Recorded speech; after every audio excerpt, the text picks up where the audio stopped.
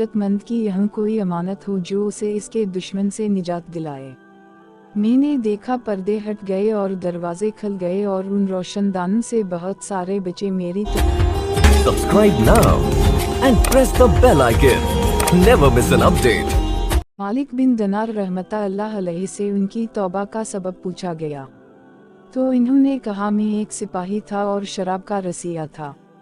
मैंने एक नफीस बानदी खरीदी और वो मेरे दिल में खास मकाम की मालिक बन गई। इससे मेरी एक बच्ची पैदा हुई। मैं इस बच्ची को हद से ज्यादा प्यार करता था। जब वो जमीन पर घसीट कर चलने लगी तो मेरे दिल में इसकी मोहब्बत और ज्यादा बढ़ गई। वो मुझसे मानूस हो गई और मैं इसके सामने जब भी शराब ला कर रखता तो वो आकर खंचा तानी करके मेरे कपड़ों पर शराब बहा देती। जब इस बच्ची की उम्र 2 साल हो गई तो वो मर गई। मेरे दिल को उसके गम ने बीमार कर दिया। फिर फरमाने लगे, 15 रमज़ान को जुमा की रात में मैं शराब के नशे में मदहवश था। मैंने इशा की नमाज भी नहीं पढ़ी थी। मैंने ख्वाब में देखा कि सूरज फूंका गया और क़यामत कायम हो गई। मर्द कब्रों से उठाए गए और तमाम मखलूक को जुमा किया गया जिनमें मैं भी था। मैंने अपने पीछे आहट सुनी। मुड़कर देखा तो एक बहुत बड़ा असदा है। काले रंग का, आंखें नीली है, मुंह खोले मेरी तरफ दौड़ा आ रहा है। खौफ व दहशत के मारे में भागा। रास्ते में एक सुथरे लिबास वाले शख्स के पास से गुजर हुआ। मैंने सलाम कहा, उसने जवाब दिया। मैंने कहा, बाबा मुझे इस असदे से पनाह दो, तुझे अल्लाह ताला पनाह दे। वो बूढ़ा रोने लगा और कहा, मैं कमज़ोर और ज़ईफ़ हूँ और ये असदा ज़बरदस्त है, ये मेरे बस में नहीं, आगे चलो और भागो, शायद अल्लाह ताला तेरी निजात की कोई सूरत बना दे। मैं आगे भागने लगा और एक बुलंद जगह पर चढ़ गया। इधर मैंने जहन्नम के तकात को झांक कर देखा, उनकी हौलनाकियाँ देखी। करीब था कि असदे के खौफ से मैं इनमें गिर जाता। मुझे किसी ने आवाज़ देकर कहा, यहाँ से आगे जाओ, तुम यहाँ के रहने वाले नहीं हो।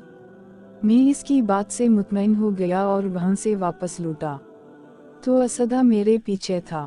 मैं फिर दोबारा इस बूढ़े के पास आया और कहा, बाबा मैंने आपसे दरख्वास्त की कि इस असदे से मेरी जान छुड़ाओ, आपने कुछ नहीं किया। वो बूढ़ा फिर रोने लगा और कहा, मैं नातमा हूँ, अलबत्ता तुम इस पहाड़ के पास जाओ जहाँ मुसलमानों की अमानतें हैं।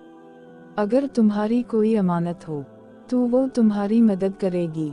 मैंने देखा चांदी का एक गोल पहाड़ है और इसमें जगह जगह सुराख और रोशनदान हैं और पर्दे लटके हुए हैं। हर रोशनदान पर सोने के 2 पिटे हैं और उनके कब्जे याकूत के हैं और आराइश मोतियों की। हर पिटे पर एक रेशमी पर्दा है। जब मैंने पहाड़ की तरफ नज़र दौड़ाई तो फौरा उसकी तरफ भागा और असदा मेरे पीछे था।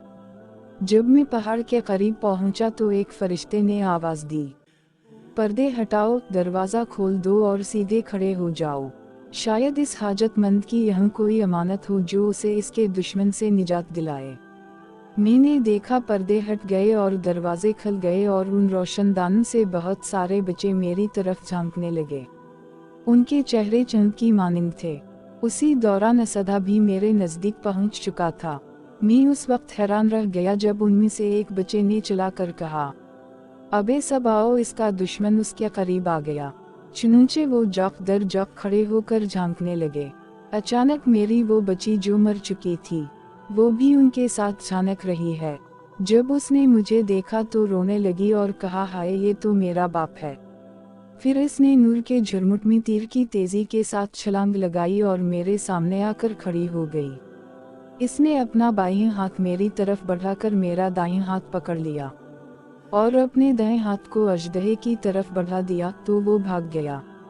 फिर इसने मुझे बिठाया और मेरी गोद में बैठ गई और अपने दाएं हाथ से मेरी दाढ़ी पकड़कर कहा, अब्बा जान, क्या मोमिनों के लिए वो वक्त नहीं आया कि उनके दिल अल्लाह के जिक्र के लिए झुक जाएं?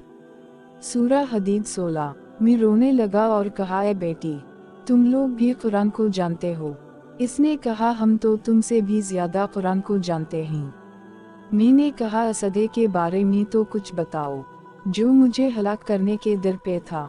इसने कहा, वो तेरा बुरा अमल है जिसको तूने ताकतवर बनाया और वो तुझे जहन्नम की आग में डबोना चाहता है। میں نے کہا اس بوڑھے کے بارے میں بتاؤ جو راستے میں ملا۔ اس نے کہا وہ تیرا نیک عمل ہے جسے تو نے اتنا کمزور کر دیا کہ اب وہ برے عمل کا مقابلہ نہیں کر سکتا۔